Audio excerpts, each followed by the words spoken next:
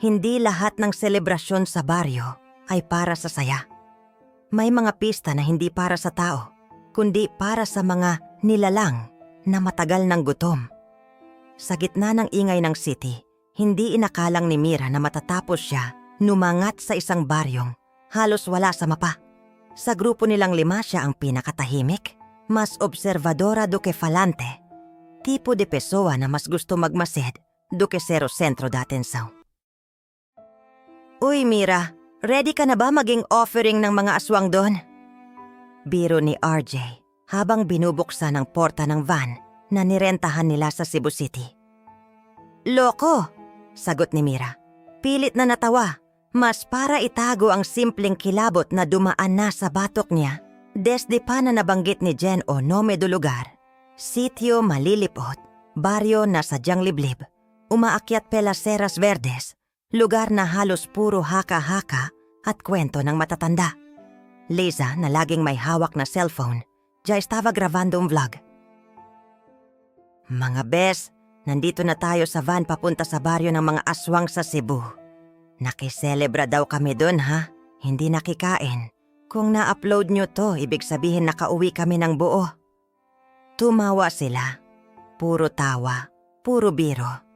Mas sa mata ni Mira, yung tawa ng grupo niya may kaunting ingay de nervoso. Habang paakyat ang van sa kalsadang unti-unting numinipis, napapalitan ang mga building de konkreto por matataas na puno, mga palayan na tila kumikindat sa hangin, at mga kubo na nagtatago sa pagitan ng mga sagingan. Ang tahimik! Bulong ni Mira, nakatingin sa labas ng bintana. Uy, yan ang gusto mo, di ba? Tahimik, para ma-feel mo yung nature. Sagot ni Jen, sabay kurot sa braso niya. Pero hindi nature ang nararamdaman ni Mira. May ibang tahimik. Tahimik na parang may nakikinig. Tahimik na parang may hinihintay. Sa gilid ng daan, mabilis na dumaan sa paningin niya ang isang matandang babae, nakabarong na luma, nakatayo sa pagitan ng 2 puno ng akasya. Hindi ito kumilos kahit lumapit ang van, hindi man lang umiwas. Ang pinakakakaiba, sa isang iglap, parang wala itong anino sa lupa. Paglingon ni Mira para masigurado kung totoo ang nakita niya, wala na ang matanda. Pagdating nila sa entrada ng sitio malilipot, sinalubong sila ng arko na kahoy na may ukit. Malilipot. Bawal ang hindi kilala paglubog ng araw. Uy, creepy! Ang aesthetic! Sabi ni Liza, sabay click ng picture.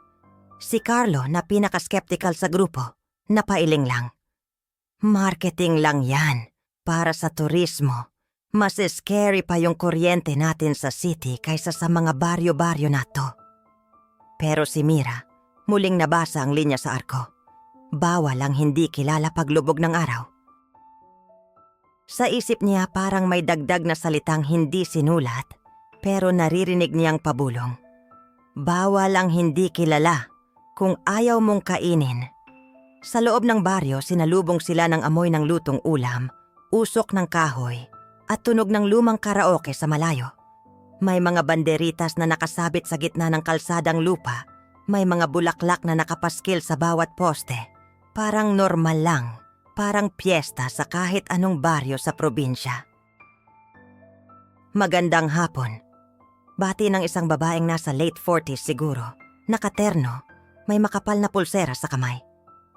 Kayo po ba yung grupo ni Ma'am Lenny? Nagkatinginan sila. Ah, oo. Sabi po sa amin may nagpa-reserve ng homestay para sa amin. Friend po ng tita ko.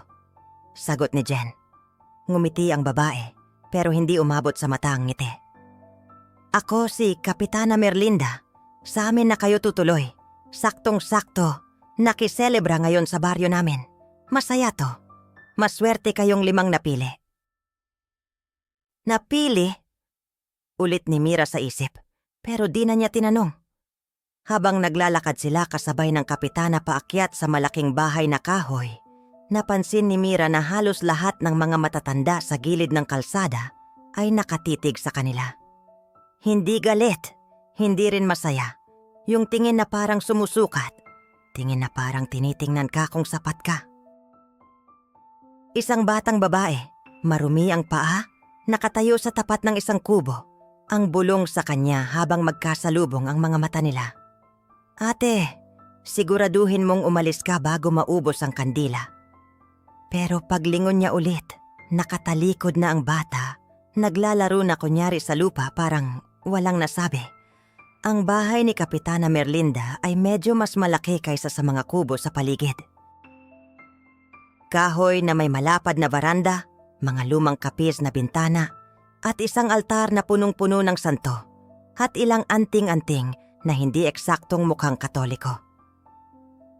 Feel at home, sabi ng Kapitana. Pero mamaya, bago lumubog ang araw, gusto ko sana kayong lahat na nasa plaza. Doon tayo mag-uumpisa ng nakiselebra. Anong klaseng selebrasyon po ba yon, Kap? Tanong ni Carlo nakangiti. Para saan? Saglit na natahimik ang babae. Pagpapasalamat, sagot niya. Simple. Para ligtas ang baryo. Para walang kinukuha sa amin. Para kami at kayo manatiling buo. Napakunot noo si RJ. Kinukuha, as in, ngumiti si Kapitana, mas malumanay ngayon, mas malamig. Mga bagay na hindi nyo kailangang malaman kung alam nyo ng paano rumespeto sa selebrasyon namin. Sa sumunod na segundo, may boses na lalaki mula sa kusina. Kap, nandito na po si Mang Telmo. Biglang nanlamig ang batok ni Mira. Mang Telmo. Pangalan na ilang beses na niyang narinig sa mga kwento ng lola niya.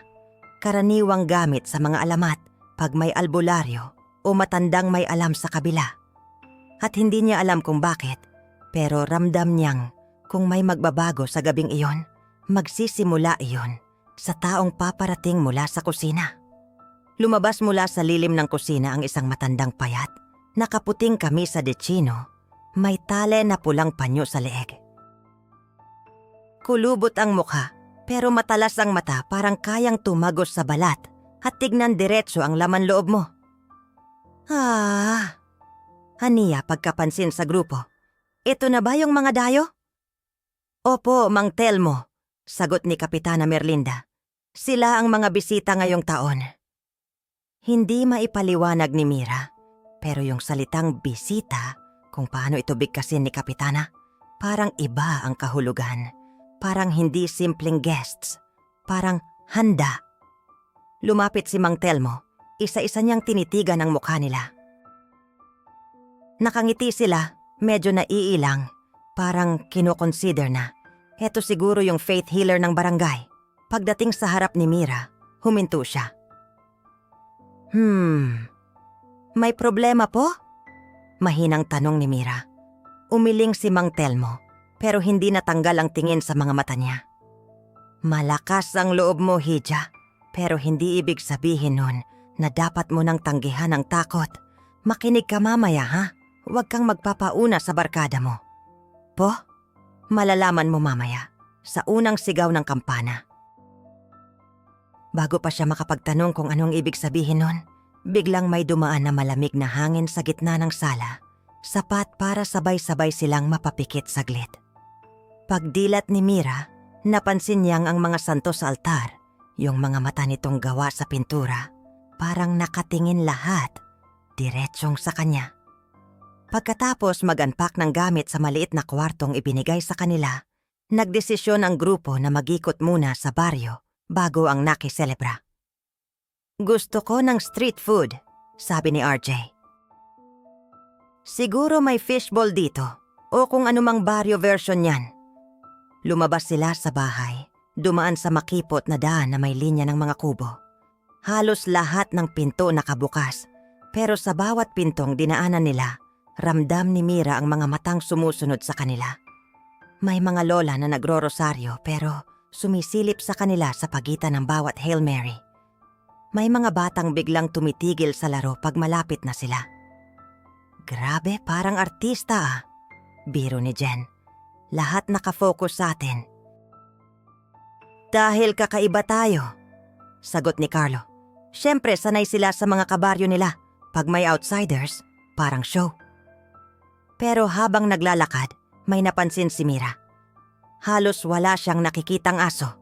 Sa mga baryo na alam niya, laging may tahol ng aso, kahit isa. Dito wala, walang tahol, walang alulong. Sa halip, may naririnig siyang kakaibang tunog galing sa likod ng mga bahay. Parang kaluskos ng matatalas na kuko sa kahoy. Mahinang unggol na parang gutom. At minsan, lagaslas ng pakpak na hindi sakto sa normal na ibon. Sa isang eskinita may nakita siyang manok na itim, nakatayo sa gitna ng daan, nakatingin sa kanila, walang kibo. "Cute, emo chicken," biro ni RJ sabay lapit. Pero bago niya pa ito maabot, biglang tumalo ng manok sa bakod at sa isang iglap, ang tunog ng pagaspas ng pakpak ay hindi na parang manok, kundi parang ibang nilalang na mas malaki, mas mabigat, lumilipad palayo. Nagkatinginan sila ni Mira. "Narinig mo yon?" Bulong ng dalaga. Siguro lang. Malaki lang yung manok," sagot ni RJ, pilit na kalmado. Pero sa loob-loob niya, hindi na ganun kasiguro. Pagdating nila sa plaza ng baryo, nagulat sila sa dami ng taong nag-aayos. May malaking lamesa sa gitna para sa pagkain, may mahabang linya ng kandila sa paligid, at sa gitna, may isang poste na nilagyan ng mga dahon ng niyog at mga pulang tela. "Wow, legit fiesta," sabi ni Liza, agad na nag-video. "Mga bes, eto na yung sinasabi ko sa inyo na barrio celebration. Parang probinsya goals. Ang theme, Aswang Core." Habang nagfi-film si Liza, napatingin si Mira sa poste sa gitna. Sa may paanan ng poste, may nakalagay na maliit na kahon, na kahoy, nakasarado. Pero may bahid ng kahit anong likido sa gilid. Kulay tuyo na, parang dugo na matagal na. "Para saan kaya yan?" tanong niya sa sarili. Lumapit si Kapitana Merlinda, hawak ang isang basket na may mga kandila at asin. "Oh, nandito na pala kayo. Eto para sa inyo." Inisa-isa niya silang binigyan ng maliit na kandila at isang piraso ng asin na nakabalot sa papel. "Tradisyon namin yan sa nakiselebra," paliwanag niya. "Habang bukas ang mga kandila ninyo, ligtas kayo. Huwag niyong pababayaan mamatay ang apoy bago matapos ang seremonya." "Kap, ano pong meron sa seremonya?" tanong ni Mira, biglang kinabahan. "Simple lang," sagot niya. "Makikiisa lang kayo sa amin. Makikiselebra." Ngumiti si Kapitana at sa liwanag ng hapon, para bang saglit na humaba ang anino niya sa lupa, umaabot halos sa paanan ni Mira, mas mahaba kaysa dapat sa posisyon ng araw. Pagkindat ni Mira para siguraduhin ang nakita, bumalik na sa normal ang lahat. Sa di kalayuan, tumunog ang lumang kampana ng baryo. Isang beses mabagal, malalim ang eko, at naalala niya ang babala ni Mang Telmo. "Makinig ka mamaya sa unang sigaw ng kampana." Ang unang sigaw na iyon, narinig na niya at ramdam niya sa balat na hindi na siya simpleng turista sa baryo. Para bang, simula sa tunog na iyon, parte na siya ng kung anumang kasunduang hindi pa niya nauunawaan. Sa gitna ng paghahanda habang palubog na ang araw, napansin ni Mira na unti-unting nababawasan ang mga bata sa paligid. Kanina ang daming nagtatakbuhan, naglalaro, pero ngayon parang pinapasok na sila isa-isa sa loob ng mga bahay. "Napansin niyo ba? Walang bata," bulong niya kay Jen. "Curfew siguro," sagot ni Jen. "Baka bawal sa mga bata tong parte ng piyesta. Baka may inuman, sayawan, alam mo na." Pero hindi inuman ang nararamdaman ni Mira na papalapit.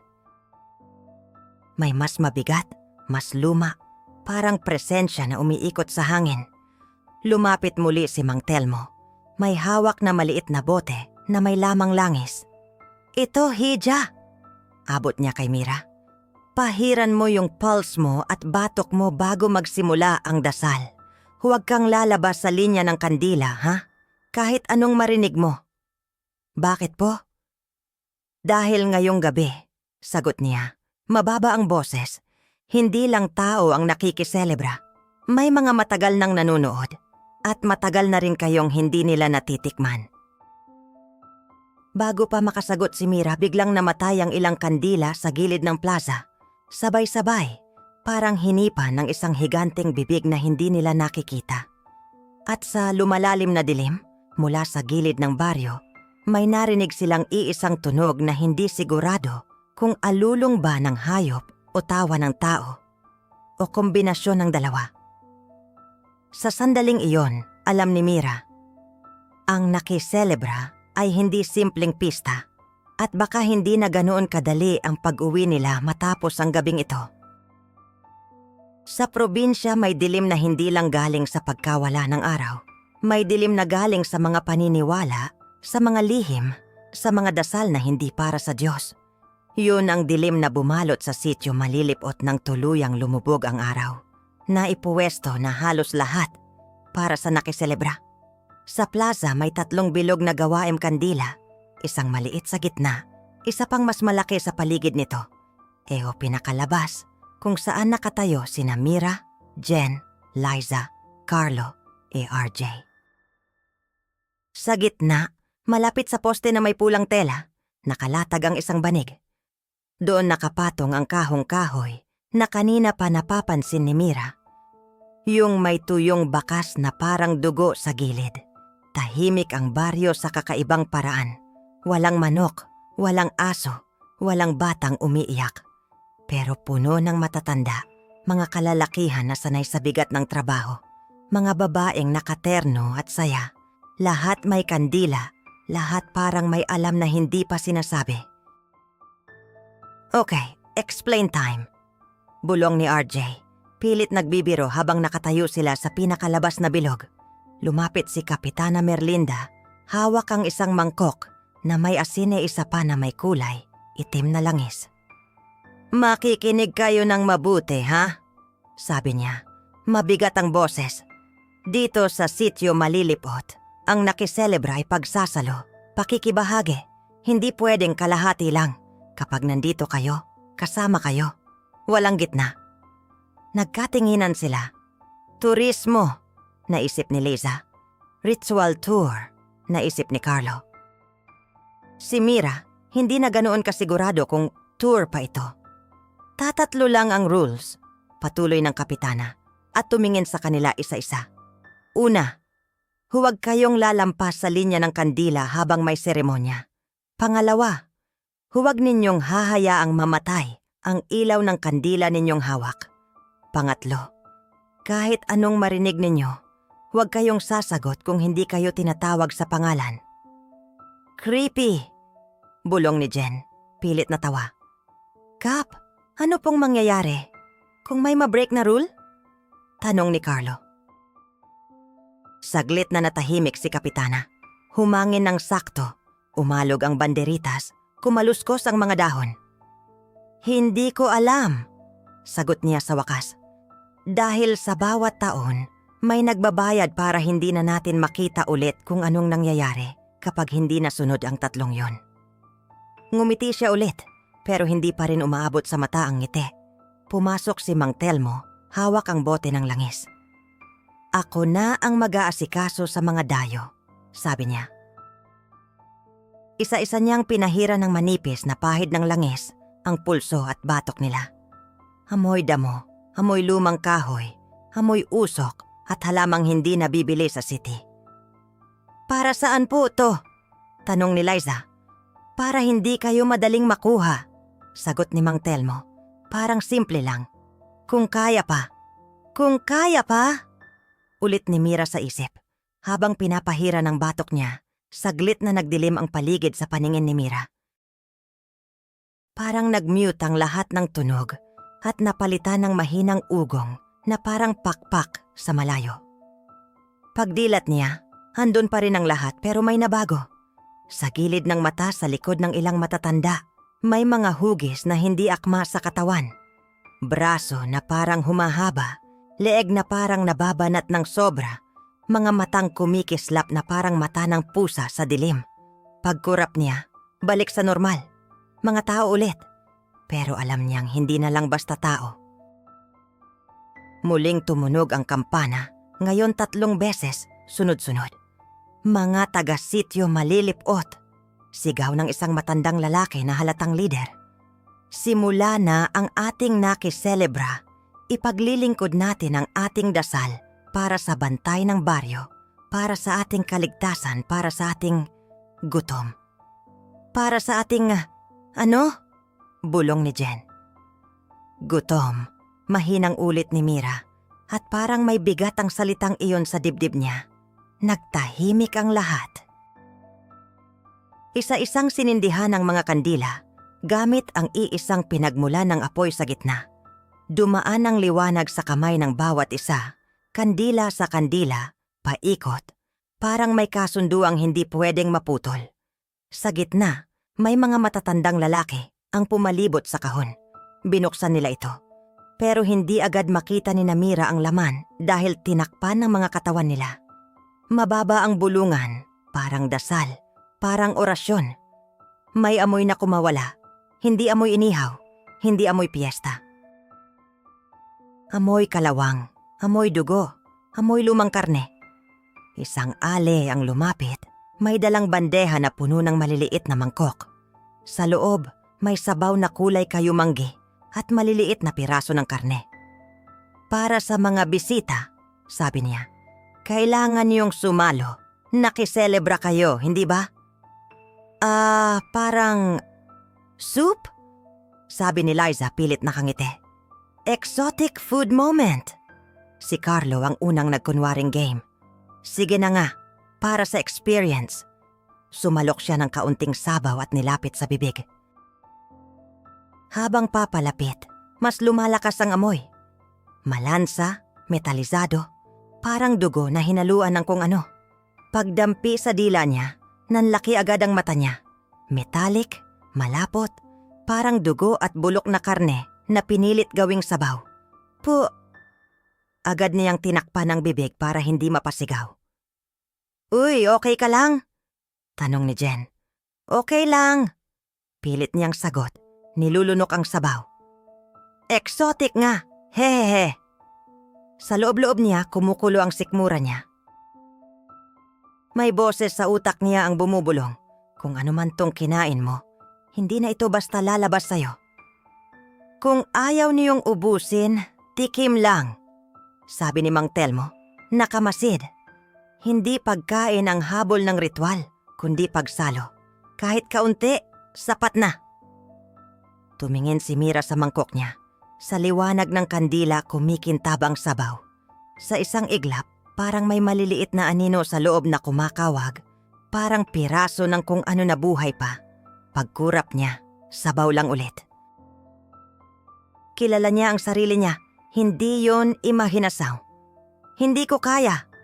Bulong niya. Okay lang. Mahinang sagot ni Mang Telmo. Saglit na mas malumanay ang mata. Hindi ikaw ang dapat sumalo diyan, Hija. Anong ibig niyong sabihin? May iba, sabi niya. May iba sa grupo niyo na ibang klaseng alay. Si Jen at RJ, kahit nandidire, sumalo rin ng kaunting tikim para hindi magmukhang bastos. Si Liza lang ang hindi napilit. Pasensya na po, may problema po ako sa stomach, bawal po ako sa ganito. Magalang niyang sabi. Matagal siyang tinitigan ng ale bago tumango. Sige, huwag mong kalimutan ang kandila mo, iha. Yan ang mas mahalaga.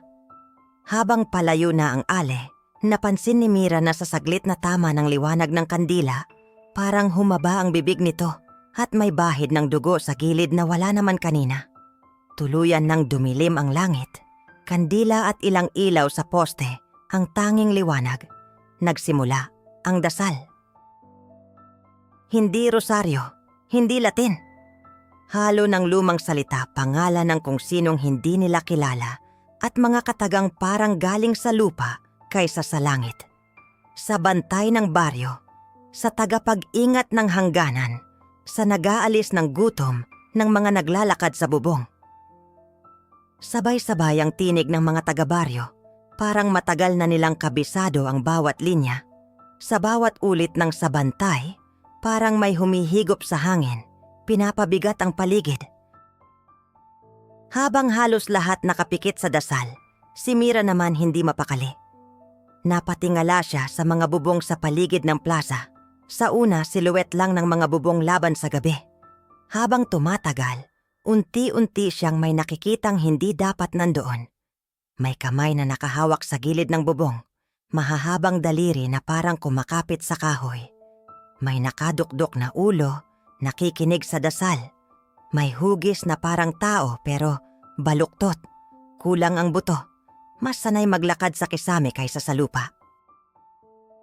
Nang tumutok ang tingin niya sa isang anino, bigla itong kumaripas paakyat sa poste ng ilaw at naglaho sa itaas.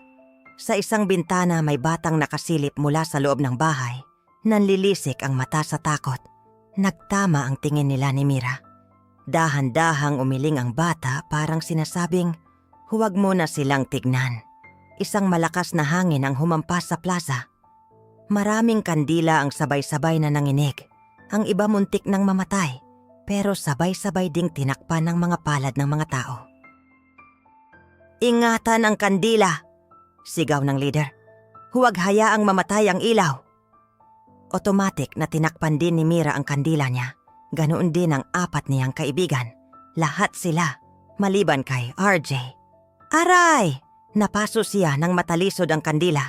Nabitawan niya ito, gumulong, at bago pa maibalik, namatay ang apoy. Tumigil ang dasal sa isang iglap. Lahat ng mata sabay na tumingin kay RJ. Sa mismong sandali na namatay ang kandila niya, may malamig na hanging dumaan sa kinatatayuan niya. Lamig na parang yelo pero amoy na bubulok na karne. Tumindig ang balahibo ni Mira. Sa gilid ng paningin niya, parang may kamay na mahahaba at payat na humawak saglit sa balikat ni RJ. Tapos naglaho. Bro, sindihan mo ulit. Bulong ni Carlo. Bilis bago may magalit. Lumapit ang isang matandang babae, dala ang kandila niya at tahimik na sinindihan ang kandila ni RJ. Pasensya na po, Nay, sabi niya, nahihiya. Ngumiti ang matanda ng bahagya. Hindi na sa akin ka dapat mag-sorry, anak. Tumalikod siya na parang wala lang nangyari. Pero mula nun, iba na ang pakiramdam kay RJ. Habang nagpapatuloy ang dasal, unti-unti niyang naramdaman na parang masikip ang hangin sa harap niya. Pakiramdam niya may humihinga sa may tenga niya, hindi tao. Parang humihit-hit ng amoy niya. Parang sinusubukan siyang tikman. Pre, okay ka lang? Tanong ni Carlo. Oo, sagot niya, pero nanginginig ang boses. Parang nilalamig ako sa loob. Si Mira, na nakatayo sa gilid niya, ramdam na parang may naputol sa pagitan nila. Parang manipis na sinulid na biglang pinutol ng kung ano. Naalala niya ang sabi ni Mang Telmo, huwag kang magpapauna sa barkada mo. Tumingin siya sa kandila niya, buhay pa ang apoy, pero para sa gabing iyon, parang hindi sapat ang kahit anong liwanag. Matapos ang unang bahagi ng dasal, bahagyang lumuwag ang tensyon. O sige, magpapatuloy ang ating selebrasyon sa pamamagitan ng sayaw at kanta. Anunsyo ni Kapitana Merlinda. Pero tandaan, ang ikalawang bahagi ng nakiselebra, hindi para sa lahat, kundi para sa pipiliin. Umikot ang ilang taga-baryo, namimigay ng tigi-isang dahon ng bayabas, bawat isa may maliit na simbolo sa likod. Tiningnan ni Mira ang hawak niya. Bilog na may 3 linya sa loob. Hindi niya maintindihan pero may bigat sa simpleng guhit. Anong ibig sabihin nito? Tanong niya kay Mang Telmo. Iyan ang magsasabi kung sino ang dapat manatili sa loob ng plaza. Sagot ng matanda. At kung sino ang pwedeng umiwas sa ikalawang yugto. At kung ayaw po naming sumali sa second round? Tanong ni Jen. Hindi na niyo problema yon. Sagot niya payapa. Dahil hindi kayo ang pumipili, kayo ang pinipili. Isa-isa ring tiningnan ng grupo ang kani-kanilang dahon. Kay Liza, bilog na may tuldok. Kay Jen, walang marka. Kay Carlo. 3 guhit na diretso lang. Kay RJ. Wala ni isang guhit, ni Tuldok. Uy, bakit parang iba yung sayo? Tanong ni Jen kay Mira. Hindi ko rin alam. Sagot niya. Pilit nagpi-feel normal. Baka design lang. Pero sa loob-loob niya, alam niyang hindi ito simpleng design. Lumingon siya kay Mang Telmo. Nakatitig na ito sa kanila, tapos sa dahon niya. Dahan-dahan itong tumango. Tango na, hindi nakaka-relax. Tango na parang kumpirmasyon na may paparating. Mga dayo, anunsyo ni Kapitana. Kayo ang espesyal ngayong taon, kaya kung ano ang marka sa dahon ninyo, yun ang susundin nyo.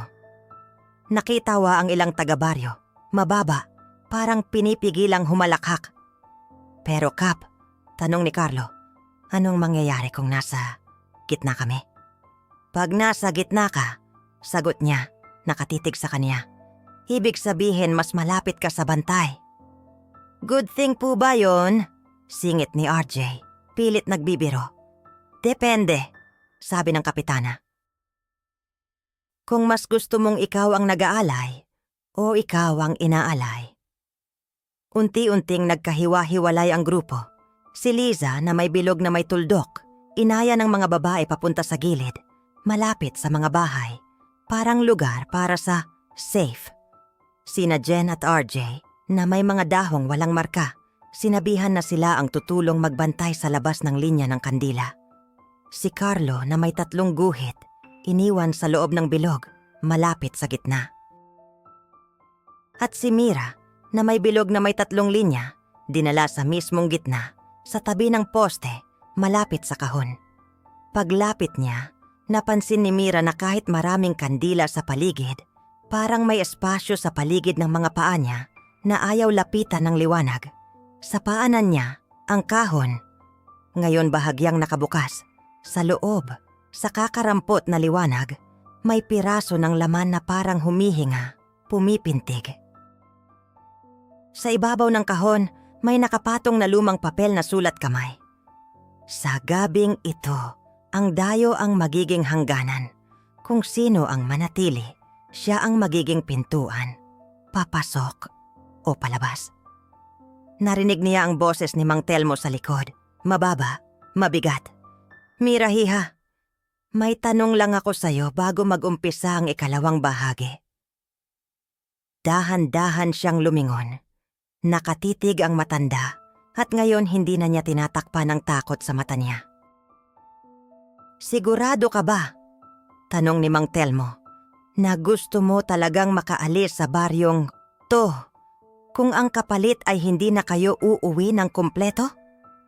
Sa di kalayuan, napansin niyang wala na si RJ sa tabi ni Jen. Kanina lang nandoon siya, hawak ang kandila, pilit nagbibiro. Ngayon, wala na. At sa kisame ng isa sa mga bahay sa gilid, sa pinakadilim na parte, may aninong nakabitin, nakayuko, parang may kinakain o may inaabot sa loob.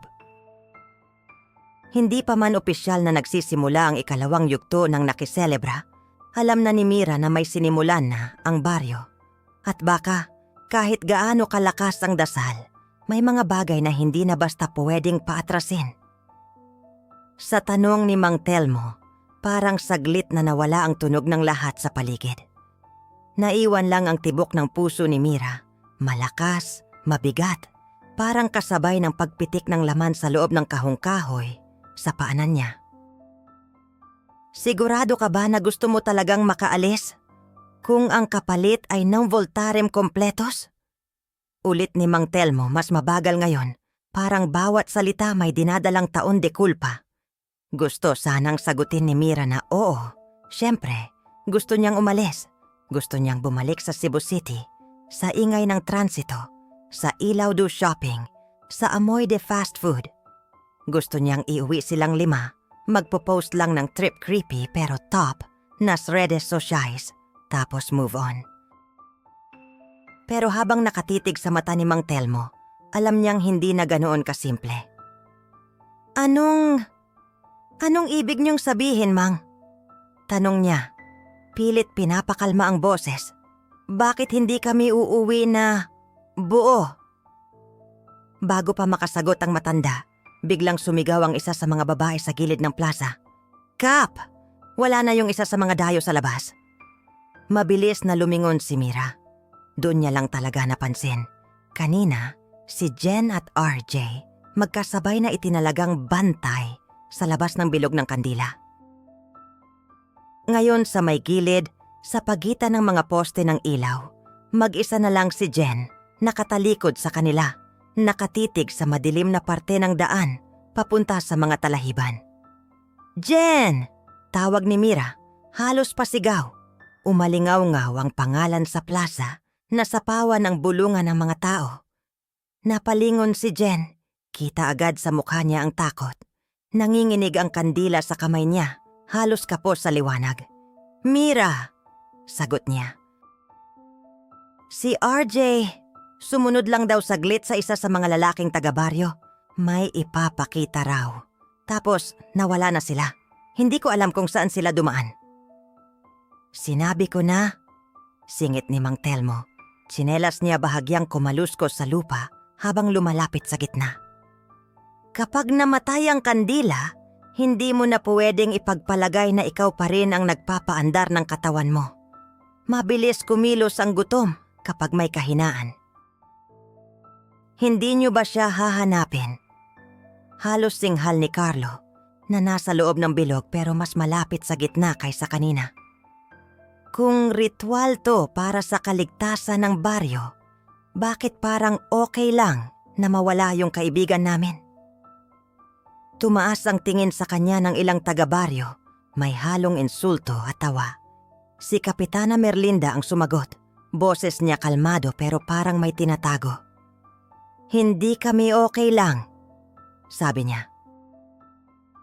Pero alam naming may mga bagay na kapag nasimulan na, hindi mo hinahabol ng basta-basta. Lalo na kung alam mong may kumakain sa dilim na hindi mo kayang sabayan. Hindi ako papayag na, Mira, putol ni Mang Telmo. Hindi na si Carlo ang kausap. Pakinggan mo muna ako bago kayo tuluyang magdesisyon kung sino ang ililigtas at sino ang iiwan.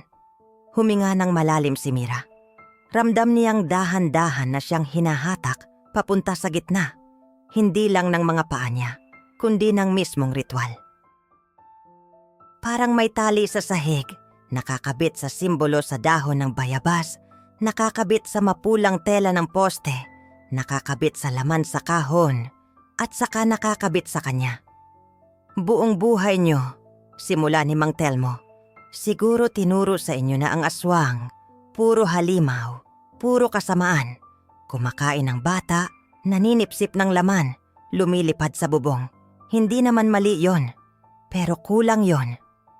Napatingin si Mira sa paligid. Ilang matatanda ang nakayuko, nakikinig. May ilan na umiiyak ng tahimik. Si Liza na nasa gilid doon malapit sa mga bahay, nakasandal sa poste, mahigpit ang hawak sa kandila, parang gusto niyang tumakbo pero hindi dapat. Ang hindi sinasabi sa maraming kwento, patuloy ni Mang Telmo, may mga baryo na natutong makipag-usap sa gutom. Hindi dahil gusto nila, dahil wala na silang choice. Kung may lugar na palaging dinaraanan ng nilalang, na yon, may dalawang paraan. Magpanggap kang hindi mo sila nakikita o tanggapin mong kailangan mong magbayad para hindi kayo lahat lamunin. Nanlamig ang batok ni Mira. Kaya kayo may bantay ng baryo? Oo, sagot niya. May isa o iilan sa kanila, hindi natin alam, ang nakipagkasundo. Hindi sila umaatake kung may ipinapakain na gutom din nila ang inaalagaan. Dito sa sitio Malilipot, ang nakiselebra ang kasunduan. Sa tuwing may pagdiriwang na ganito, may palaging isang dayo na hindi umaalis. Or umaalis man, hindi na siya yung umalis. Alay? Bulong ni Mira, halos hindi lumalabas ang boses. Hindi lang alay, sagot ni Mang Telmo. Hangganan, pader, pinto. May mga nilalang na hindi basta makakatawid sa mundo natin kung walang humanong pagbabakuran. Ang papel ng dayo, lalo na ng may tatak na kagaya mo, ay maging hangganan niyan. Kung tatanggapin mo, ikaw ang magiging reason kung bakit ang baryo hindi guguguin gabi-gabi. Ang price, hindi na pareho ang buhay mo. Hindi na pareho kung sino ang uuwi. Umigting ang katahimikan. Sa malayo, sa pagitan ng mga bahay, may marahang tunog ng pagaspas ng pakpak. Parang mula sa malakit mabigat na ibon. Narinig ni Mira ang hagik-hik ng ilang bata na siguro pinapasok na sa loob. Pero mabilis ding napalitan ang pagsara ng mga bintana. Bakit ako? Hindi napigilang tanong niya. Bakit kami? Bakit hindi taga-baryo? Sumabat si Kapitana, lumapit sa kanila. Ang anino niya humahalo sa ilaw ng kandila sa sahig. Dahil kami na ang nagbayad noon pa. Lahat ng ninuno namin, lahat ng anak namin, lahat ng pinaalis namin sa baryo para hindi mahulog sa parehong gutom. Kailangan ng bantay na hindi galing dito para kapag may kukunin sa amin, sa kanya muna dumaan. At anak, napatingin siya diretso sa mata ni Mira. Matagal na kayong nakatakdang dumating. Hindi aksidente na napili ng friend ng tita ninyo itong lugar. Matagal na naming hinintay ang gabing kasama kayo. Naramdaman ni Mira na sumisikip ang dibdib niya. Hindi lang dahil sa takot. May halong galit. Furya mesmo. Ibig sabihin, kami, niloko nyo? Pinatawag nyo kami dito, pinababa sa baryo nyo, pinakain ng kung ano tong sabaw na to para gawing pader, alay, pintuan. Tao rin kami, sagot ni Kapitana, hindi tumitiklop. Pinipili naming mabuhay. At kung may pagpipilian ng bantay kung sino ang tatamaan ng gutom niya, kami ba na wala ng ibang alam kundi ang baryong to? O kayo na may lungsod na babalikan, pamilya, trabaho, lugar na may ilaw at ospital? Minsan ang pinakamabigat na kabaitan, hindi maganda tingnan sa liwanag. Hindi yun kabaitan, singit ni Carlo. Nanginginig ang boses pero matigas ang panga. Yun ang pinakagarbahe na rasyonalisasyon kay Euja Ovi. Kung ganon, sabat ni Mang Telmo, mayroon pa kayong isang paraan. Pero hindi iyon madaling price. Muling napako ang tingin ni Mira sa matanda. Anong paraan? Tandaan mo yung nakasulat sa papel? Turo niya sa lumang sulat sa ibabaw ng kahon. Kung sino ang mananatili, siya ang magiging pintuan, papasok o palabas. Pwede mong piliin kung pintuan ka para sa kanila na pumasok o pintuan para sa inyo na makalabas. Hindi pwede pareho. Parang may kumalabit sa batok ni Mira, doon mismo sa parte na pinahira ng langis. Kung pipiliin kong pintuan para sa amin na makalabas? May kailangan kang ipalit, sagot ni Mang Telmo, hindi umiwas sa tingin. Sa paraan na yon, hindi kayo silang lahat kukunin ng gutom, pero hindi rin full pack ang uuwi. Isa, dalawa, maaring tatlo. Depende sa bigat ng loob na kaya mong iabot kapalit. RJ? Singit ni Liza na hindi na nakatiis. Pinilit niyang lumapit mula sa gilid kahit hinahawakan siya ng dalawang babae sa braso. Nasaan si RJ? Anong nangyari sa kanya? Yung kandila niya namatay, di ba? Siya na ba yung kinukuha niyo? Walang sumagot agad. Sa halip, sa gilid ng plaza, may marahang kaluskos sa bubong ng isang bahay. Parang paghila ng mabigat na bagay. Sumunod ang tunog na parang may nababaling buto. Hinarap ng ilang taga-baryo ang tunog. Pero walang lumapit. Si Jen, na nasa labas pa rin, napatingala. Mira! Tawag niya. Boses niya may luha. Parang may bumubulong sa akin. Kanina pa. Hindi ko sila sinasagot ha. Hindi ko sinasagot. Pero naririnig ko, tinatawag nila ako sa palayaw. Yung hindi ko sinabi sa kahit sino dito. Kaya nga sabi namin, Mahinang sagot ni Mang Telmo kay Mira. Huwag sasagot kapag hindi kayo tinatawag sa pangalan ng tao. Hindi nila kailangan ang tunay niyong pangalan, Hija. Kailangan lang nila ng hagod sa loob. Kung hindi kami sasagot, bakit si RJ? Si RJ, putol ni Kapitana, ay sumagot sa takot niya, hindi sa salita, sa takot. Nang mamatay ang kandila niya, pinili niyang huwag seryosohin yon. Yun na ang sagot. Mula sa may bubong sa kaliwa, may nahulog na kung anong maliit na bagay sa lupa, malapit mismo sa bilog ng kandila. Napalingon halos lahat. Isang puting bagay, medyo bilog, basa ng dugo. Dahan-dahang lumapit si Carlo. Binabali ang unang rule, pero hindi pa rin niya nalalampasan ang linya. Sa gilid lang siya tumingin. Dente! Bulong niya, namumutla. Parece un dente humano. Umiiyak na si Liza, hawak ang bibig, kagat ang daliri. Yo quiero ir embora, Mira. Yo quiero ir embora agora, por favor. Naglakad si Mang Telmo paangat sa gitna, mas malapit kay Mira, halos pantay na sila ng poste. Kaya nga kailangan na nating simulan ang ikalawang bahagi, habang kaya pang magdesisyon ang utak niyo. Habang hindi pa lubos na nagugutom ang mga nasa bubong. Nagsimulang pumuwesto ang mga taga-baryo. Ang may bilog na may tuldok sa dahon, dinala sa mga gilid, malapit sa mga pintuan ng bahay, parang backup na pader.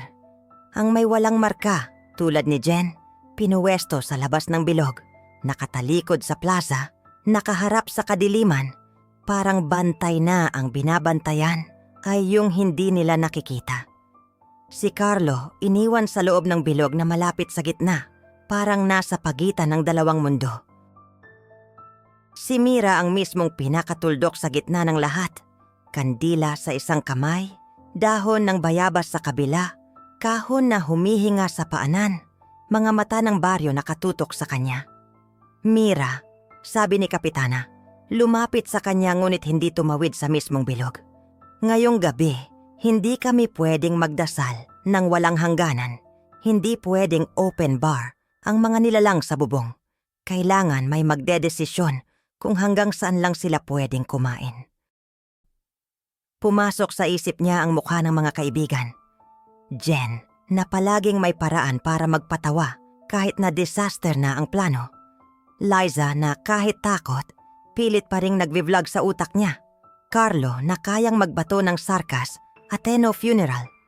RJ na sobrang lakas magbiro para hindi ipakitang takot din.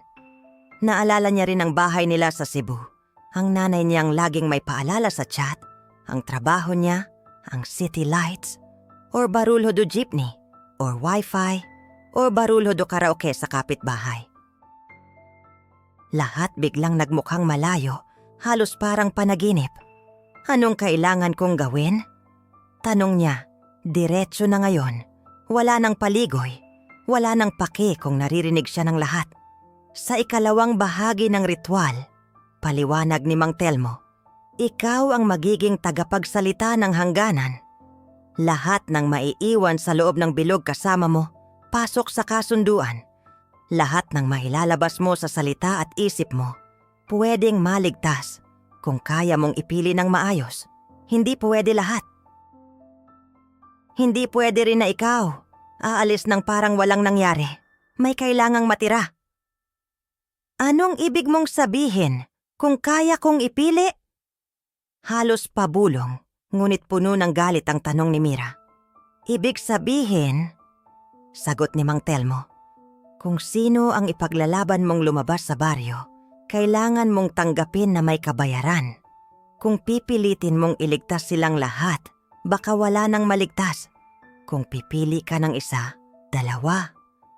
Baka sila ang lumabas at ikaw ang maiwan. O baka iba ang kapalit. Hindi ito parang exam na may tamang sagot. Ito, terrible mesmo. Kahit anong piliin mo, may mawawala. Ese eu não escolher ninguém? Tanong ni Mira, diretso ang tingin. Então o bantay escolhe. Sagot ni Mang Telmo, walang alinlangan. At kapag bantay ang pumili, hindi na ritual yon. Pagpatay na yon. Umugong ang hangin, parang sumang-ayon. Sa bubong ng pinakamalapit na bahay, nakita ni Mira ang malinaw na anino ng isang bagay na nakayuko. Mahaba ang braso, nakadikit ang mga palad sa bubong, parang nakahandang sumalakay.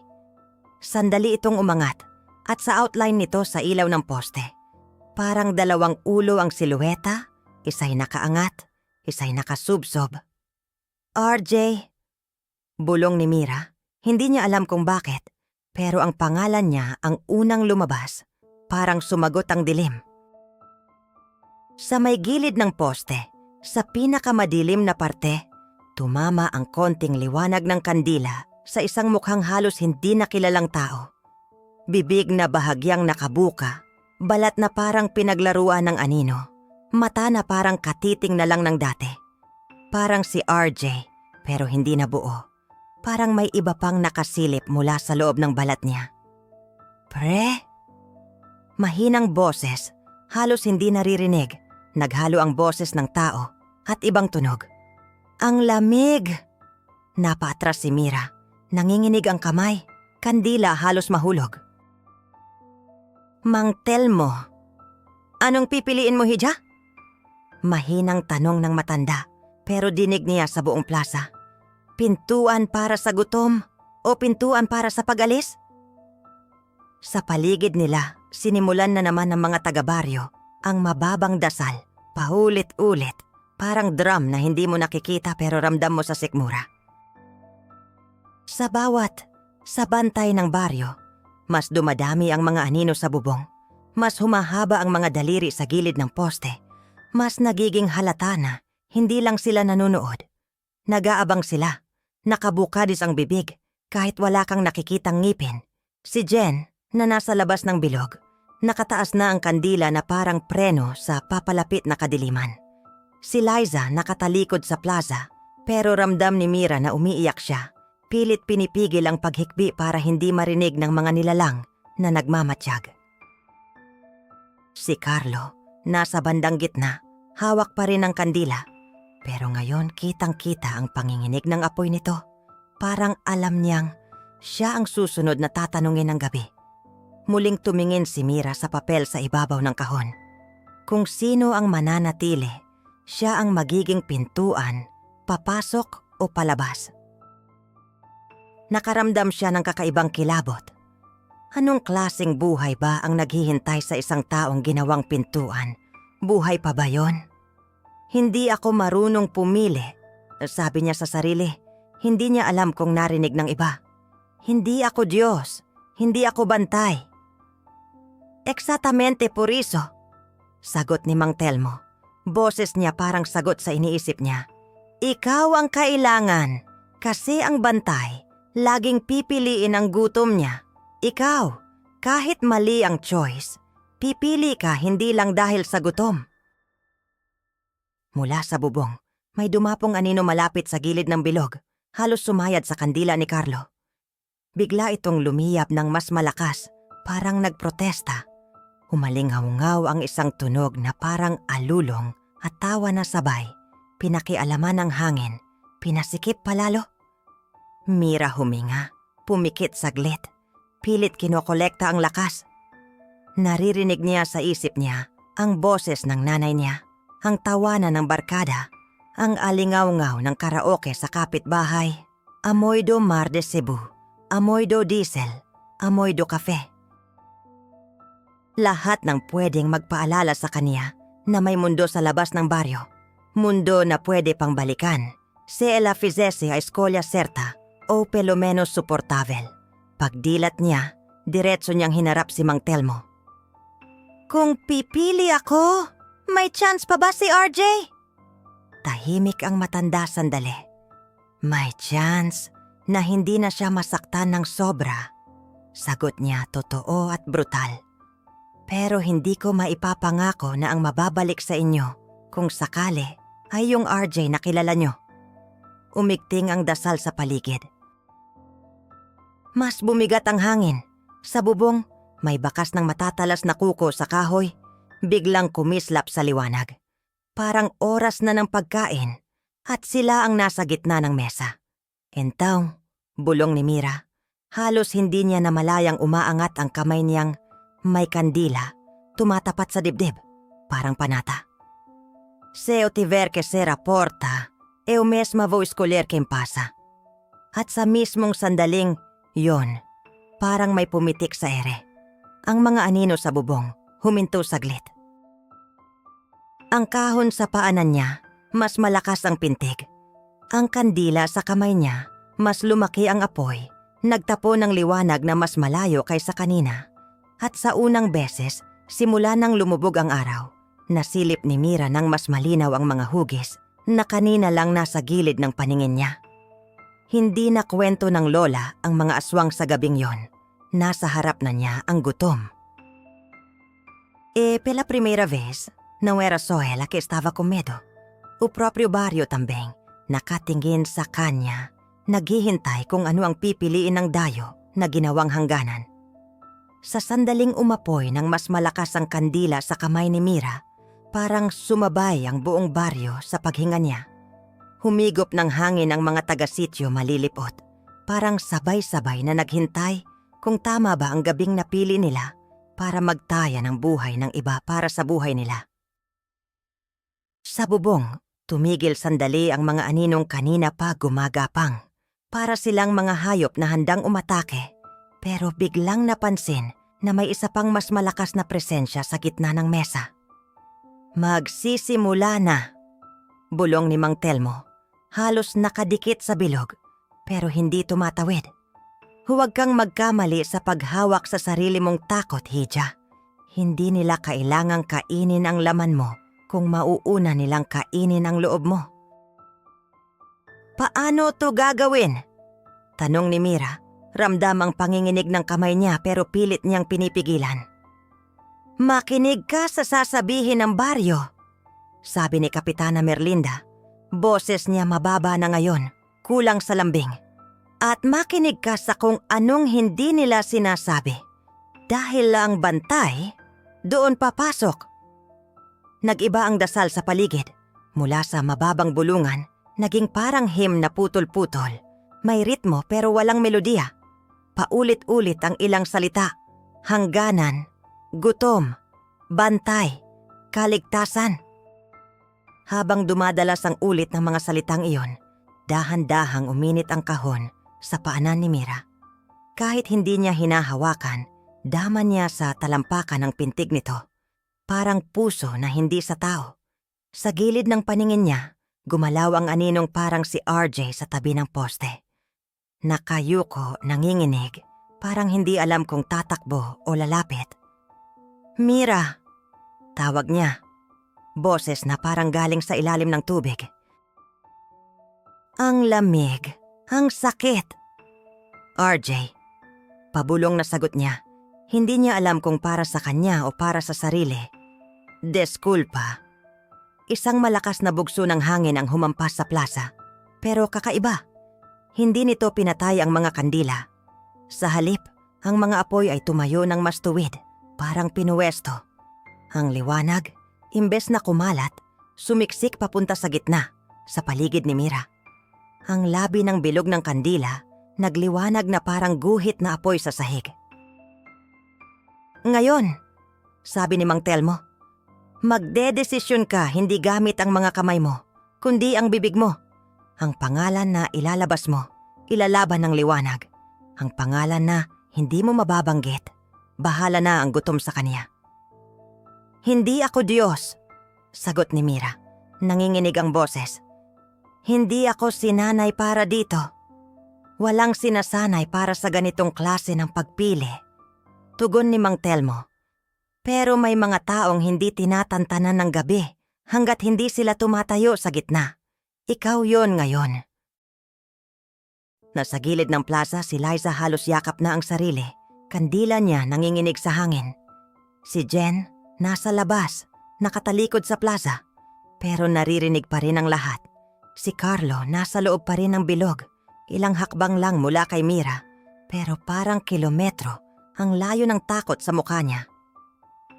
"Mira!" sigaw ni Carlo. Hindi na niya pinigilan ang panginginig ng boses. "Ano man yan, huwag kang papayag na kayo lang. Huwag." Naputo lang sasabihin niya nang biglang may kung anong dumaan sa pagitan nila. Isang aninong mabilis, mababa, parang hayop na gumapang sa hangin. Napaatras siya, kandila halos matumba, pero mabilis niya itong sinalo.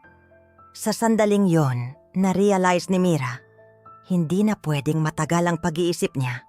Bawat segundo, may umaamoy sa kanila. "Mira," sabi ni Kapitana, istrikto na ang tono. "Ang bantay nakikinig na. Huwag mong sayangin ang pagkakataong may boses ka sa ritual na to. Sa ibang baryo walang pinipili. Dito binibigyan ka pa namin ng chance." Napatingin si Mira sa kanya. Puno ng galit ang mata. "Binibigyan niyo ako ng chance na piliin kung sino ang mauuna niyong ialay o brigada mesmo?" Umiling si Mang Telmo. "Hindi para sa amin, Hija. Para sa inyo. Kung wala kang pipiliin, hindi kami ang unang kakainin ng gutom. Kayo."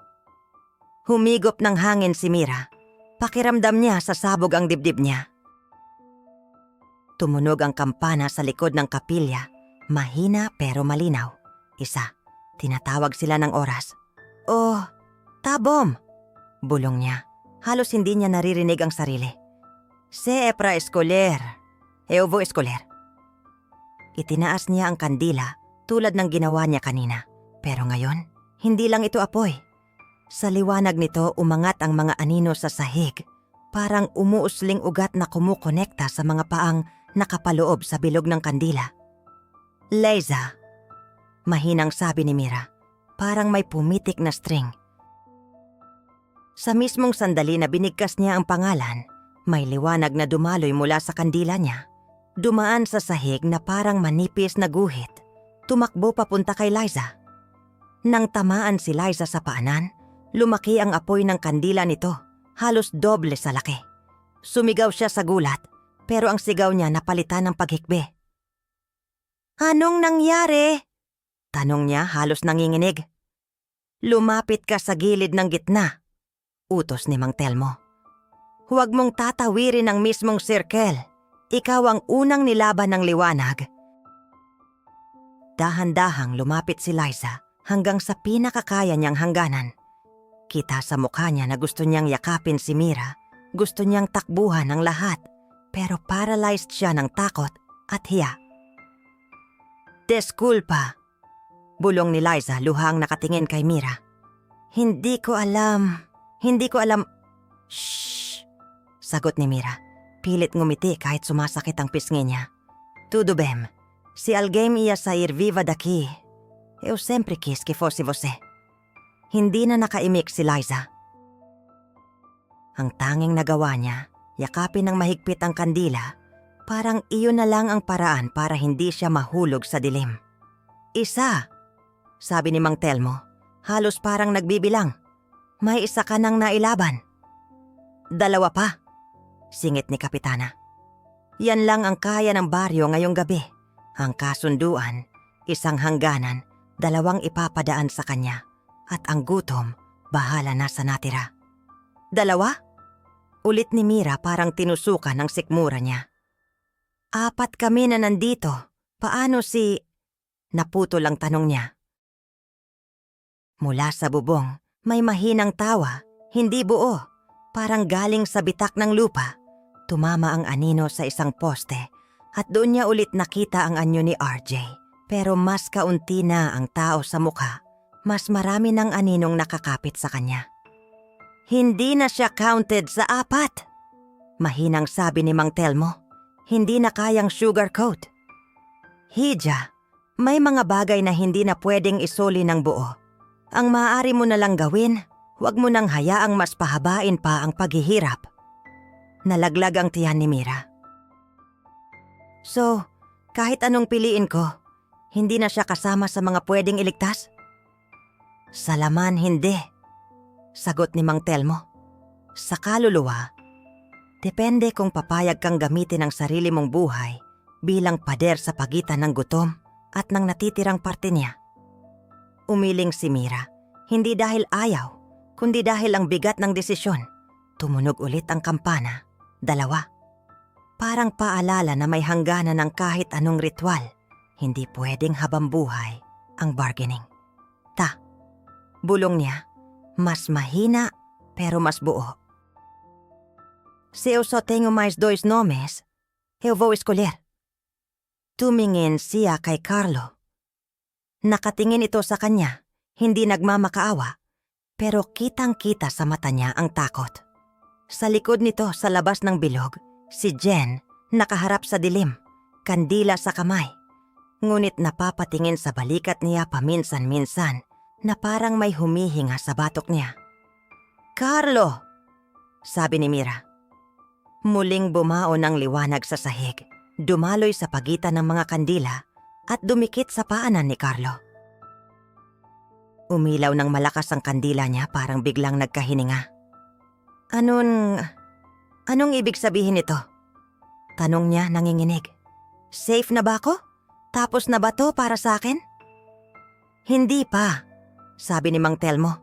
Pero may naglalaban na para sa'yo. Yun ang hindi nakuha ni RJ. Napahawak si Carlo sa dibdib.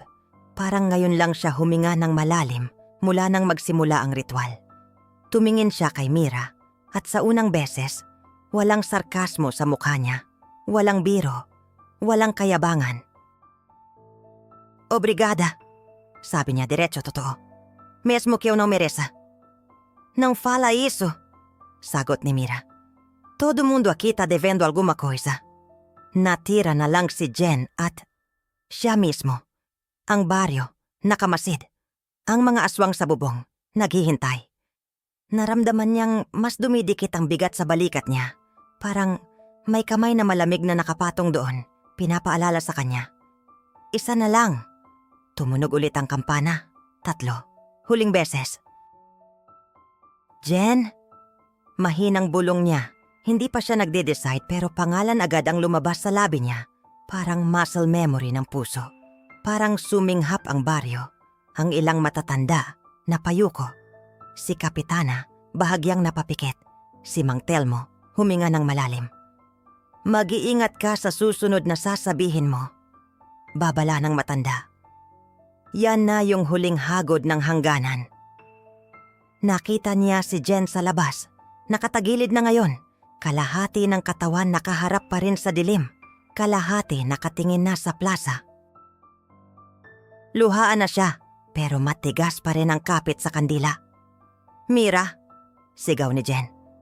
Boses niya halos napupunit. Kung may isa mang dapat mong ipilit na iligtas, hindi ako yon.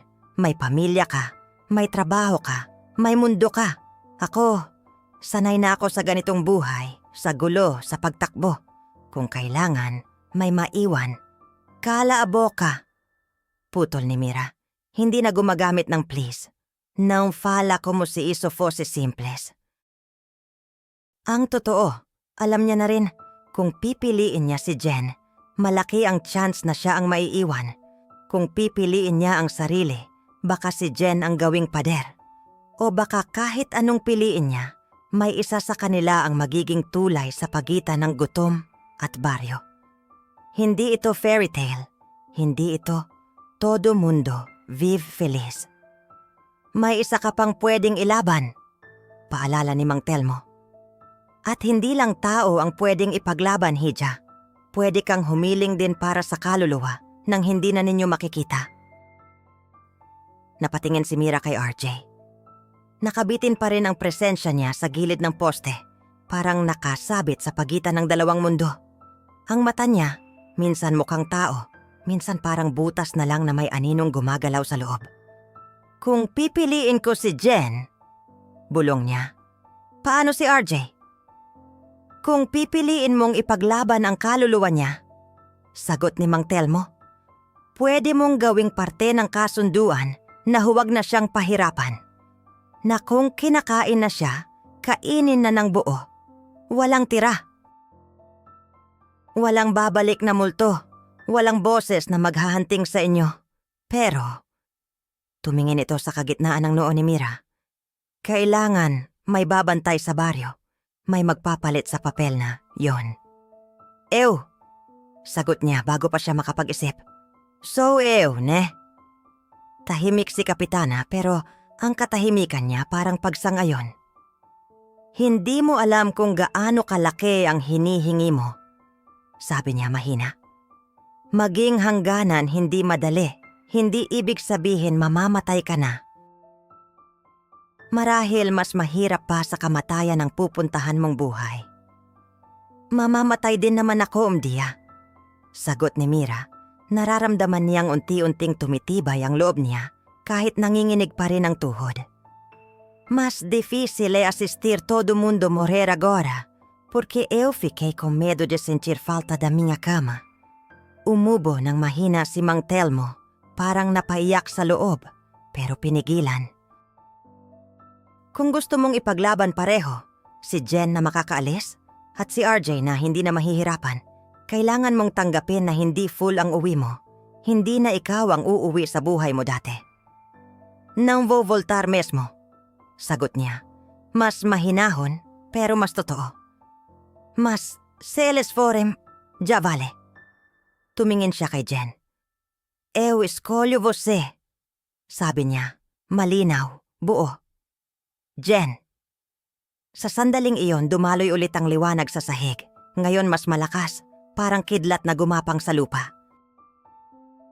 Dumaan ito sa ilalim ng linya ng kandila, tumawid palabas, at tumama sa paanan ni Jen. Napasigaw ito, hindi sa sakit, kundi sa biglaang init na umakyat sa binti niya. Anong nangyayari? Iyak niya. Tinatahak ang daan mo palabas, sagot ni Mang Telmo. Huwag kang titingin sa likod kapag pinaalis ka na. Huwag mong sasagutin ang kahit anong boses sa daan. Diretso ka lang sa kalsada hanggang makita mo ang unang poste ng barangay sa labas. Doon ka naligtas. No! Sigaw ni Jen, umiiyak, pilit lumalapit sa bilog. Hindi pwedeng ikaw ang maiiwan dito, Mira. Hindi pwedeng. Hihigitan mo pa ba ang hirap na to kung pipigilan mo pa ang isang blessing? Singit ni Carlo, siya na ang sumigaw. Jen, pelo amor de Deus, se manda daqui enquanto dá tempo. Não estraga o que ela acabou de fazer. Napayak na rin si Liza, tumango lang ng tumango. Sa unang beses, nagkakaisa sila. Hindi para kumapit, kundi para ipaubaya. Pinikit ni Mira ang mga mata niya. Bantay! Bulong niya sa loob, hindi na sa labas. Kung talagang nakikinig ka, eu quero um acordo. Eu fico. Eu viro essa tal de porta, essa tal de parede. Mas você deixa eles irem. Liza, Carlo, Jen. E você solta o RJ. Não devolve ele pra gente, não. Só solta. Sem dor. Sem metade de corpo. Sem ficar chamando a gente depois. Hindi niya alam kung tama ang ginagawa niya. Hindi niya alam kung may sistema ba kung saan sinusulat ang ganitong kasunduan. Pero alam niyang nararamdaman siya ng mga nilalang na nasa bubong. Ramdam niya ang tingin nila, ang paghinto nila, ang panggigigil ng gutom na parang nag-iisip kung sulit ba ang kapalit. Sa loob ng kahon, lalong lumakas ang pintig. May umbok na parang kamay na sumusubok lumabas sa butas, pero pinipigilan ng mga dasal ng matatanda. Naramdaman niya ang malamig na haplos sa batok niya. Hindi gaya ng langis ni Mang Telmo, kundi parang dila ng hangin na maasimang amoy. Nakigulo ito sa buhok niya, pumasok sa pagitan ng balikat at leeg. At sa loob ng ulo niya, may boses na hindi babae, hindi lalaki, hindi tao, hindi hayop. Isa ka lang. Bulong ng boses. Gutom marami, baryo marami. Bakit ikaw lang ang babayaran? Porque eu tô pedindo, sagot ni Mira sa isip, nanginginig pero buo. E porque fui eu que entrei no seu território. Eles nasceram aqui. Eu que vim te incomodar. May mahinang halakak, parang paggaspas ng pakpak na tumama sa semento. Matagal na kitang inaantay, Dayo, bulong ng boses. Mula nang nakita mo ang sarili mo sa daan, At hindi mo pa alam na ikaw yon. Parang biglang sumiklab sa utak ni Mira ang imahe ng matandang babae sa daan. Yung nakita niya paakyat sila sa baryo. Nakatayo sa pagitan ng dalawang puno, walang anino, walang galaw. Nakabarong na luma, nakatingin lang sa dumaraang van. Noon akala niya multo lang ng baryo. Ngayon, naintindihan niya, hindi iyon multo. Hindi iyon random na matanda. Ew? Bulong niya, nanlalamig. Akilo era, ew? Ang hangganan laging nakatayo sa pagitan ng mga punong iyon. Bulong ng bantay. Kahapon, ngayon bukas. Ang oras sa baryong to hindi diretso. Kapag pumayag ka, ang sarili mong senyales ang nakita mong binalikan mo. Parang sumabay ang utak niya sa pag-ikot ng mundo. Ang unang takot na naramdaman niya sa daan, ang babae na walang anino. Hindi dahil masama ito, kundi dahil wala na itong pag-aari na liwanag. Hangganan lang siya, dumaraan ng araw at buwan, pero hindi na sila sa kanya. Então, se eu disser si mesmo, eu viro ela? Tanong niya nanginginig, pero may kakaibang katahimikan sa kalooban niya.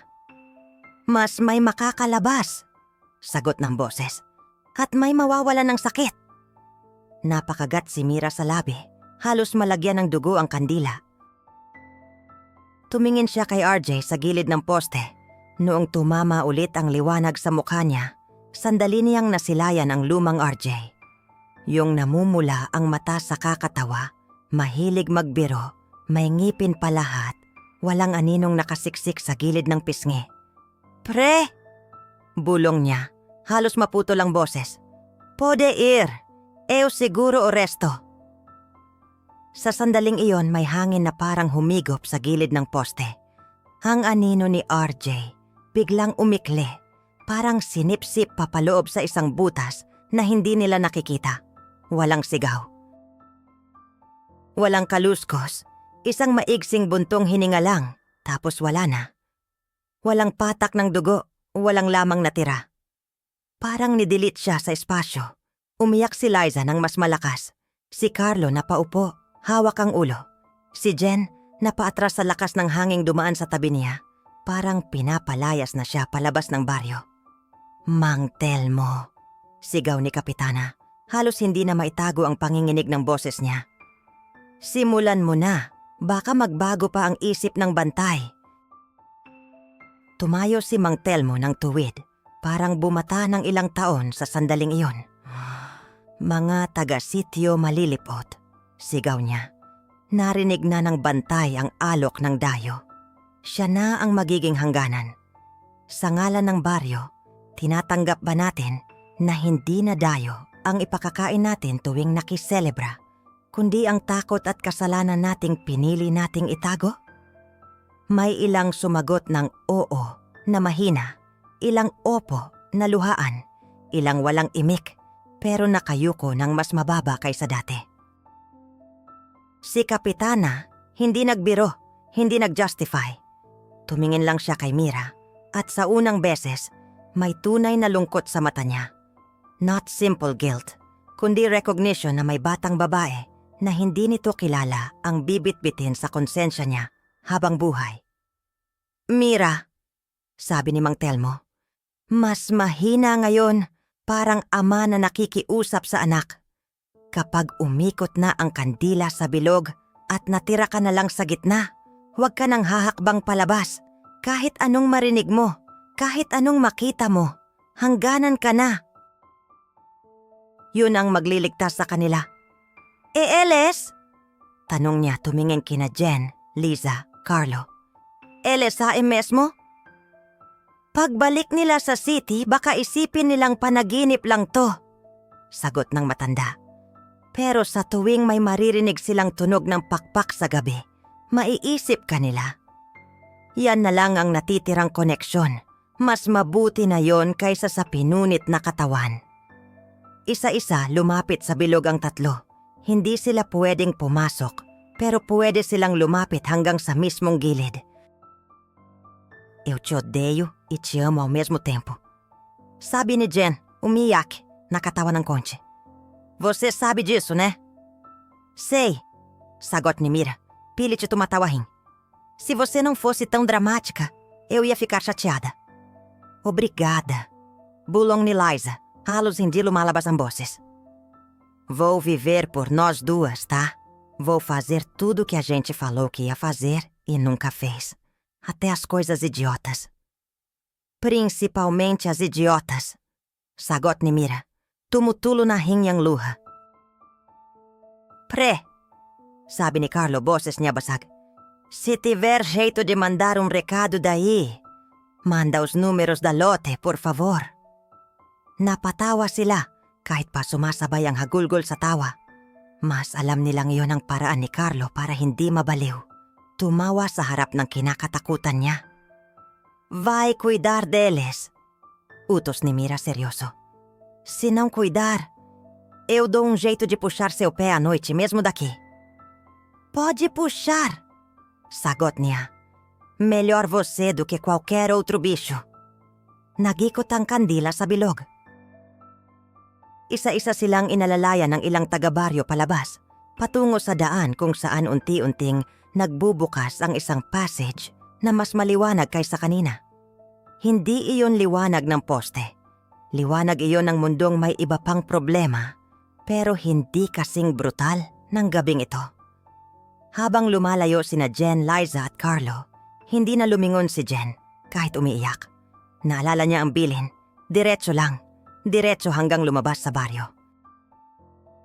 Diretso hanggang may makarinig sa kanila at sabihing, ano ang nangyari sa inyo? Diretso hanggang mapagod ang memorya nila at gawing meme na lang ang kwento ng baryo ng aswang sa inuman. Si Mira na iwan sa gitna kandila ngayon ay hindi na maliwanag na dilaw, kundi may halong maputing liwanag na parang buwan. Ang kahon sa paanan niya, dahan-dahang tumigil sa pagpitik. Ang mga anino sa bubong, unti-unting umatras, parang mga hayop na pinapakain sa bakod. Busog na pero hindi dapat lumampas. Simula ngayon, sabi ni Mang Telmo. Hawak ang bote ng langis, iniikot ang huling patak sa paligid ng bilog. Hindi na dayo ang hahatakin namin tuwing nakiselebra. Ikaw na ang haharap sa kanila. Ikaw ang titingin kung sapat na ba ang dasal namin, kung tunay ba ang pagsisisi namin, kung pwede ba kaming palayain kahit sandali sa bawat taon. Ese dia yo quiser parar? Tanong ni Mira, mahina. Ang hangganan hindi nagtatanong ng ganyan, sagot ng matanda. Pero ang tanging awa ng bantay, minsan pinapayat niya ang oras para sa'yo. Sa loob ng baryo parang isang gabi lang ang lilipas. Sa labas, maraming taon. Kaya minsan, ang nakikita mo, sarili mo na sa daan, matanda, walang anino. Iyon ang kapalit. Pero hindi ka nag-iisa sa loob. May bantay. At mayaman ang katahimikan kapag nasanay ka na. Nang tuluyan ng makalayo ang tatlo, sumara ang daan sa likod nila. Parang wala na silang pinanggalingan. Ang baryo, unti-unting bumalik sa tahimik na normal na kabang hindi normal. Uminat ang mga banderitas, humina ang dasal, isa-isang pinatay ang ibang kandila, maliban sa mga nasa bilog at sa kandila ni Mira. Pagkalipas ng kung ilang hininga, tumigil ang kampana. Wala nang sigaw, wala nang alulong. Sa gitna, nakatayo si Mira, kandila sa kamay, tingin sa dilim, likod sa baryo, hangganan. Bantay. Pader na may mukha. Lumipas ang panahon. Sa labas, sa mga tao na hindi niya nabibilang, may mga nagbalik sa baryo, may mga umiiwas, may mga dumadaan lang sa daan paakyat. Hindi na umaabot sa sityo malilipot dahil may isang matandang babae na nakatayo sa pagitan ng dalawang puno, nakabarong na luma, walang anino sa lupa. Sa loob ng van ng mga dayong dumaraan, may minsang isang dalagang dadaan, mapapatingin sa kanya, matatakot ng kaunti, tapos magbibirong, ang creepy naman nung lola sa daan. Magtatawanan sila. Magpo-post sa social media, magmo-move on, At sa bawat pagdaan titingin lang si Mira sandali, hindi kikilos, hindi lalapit. Hangganan lang siya. Ang trabaho niya, siguraduhin hindi basta-basta nakakalampas ang gutom sa baryo at hindi na basta-basta natatangay palabas ang mga inosente. Sa gabi, sa bubong ng mga bahay, may kumakampay pa ring pakpak. May mga matang nagmamasid. Pero sa tuwing lalapit sila sa gilid ng baryo, may isang presensya ang tatayo sa pagitan nila at ng daan palabas. Presensyang sanay ng kausapin ang dilim, sanay ng makipagbarganha sa gutom, sanay ng magtimpi kahit miss na niya ang city lights. Minsan sa pinakatahimik na oras, maalala niya ang tawa ni RJ, ang sarkasmo ni Carlo, ang drama ni Jen, ang takot ni Liza. Magpapasalamat siya na kahit hindi nila alam ng buo kung ano ang nangyari, buhay sila. At kapag sobrang tahimik na, may mahinang boses na parang hangin ang dadampi sa tenga niya. Pamilyar, masayang-masaya. Pre, bulong ng boses. Parang nanggagaling sa malayo pero hindi nakakatakot. Ang galing mong pumili, ha? Napangiti siya, kahit mag-isa. Kala aboka, sagot niya sa hangin. Senaw, Euchoro. At sa baryo ng mga aswang sa Cebu, taon-taon may piyesta pa rin. May nakiselebra pa rin. May gutom pa rin na kailangang kausapin. Pero mula ng gabing pinili ni Mira na maging hangganan, wala nang dayo ang nawala ng hindi alam kung bakit. Wala nang katawan ang natagpo ang piraso-piraso sa gilid ng talahiban. Sa halip, may isang matandang babae sa daan na kung masyado kang matagal tumitig sa kanya, mapapansin mong wala siyang anino. At kung aalis ka na, at maririnig mo ang mahinang bulong ng hangin na parang nagsasabi ng pangalan mo, mabuti pang huwag kang sumagot. Baka sakaling marinig ka pa ng gutom na, sa awa ng isang dayo na naging pintuan, natutong maghintay sa loob ng baryo at hindi na sa daan patungo sa mundo mo.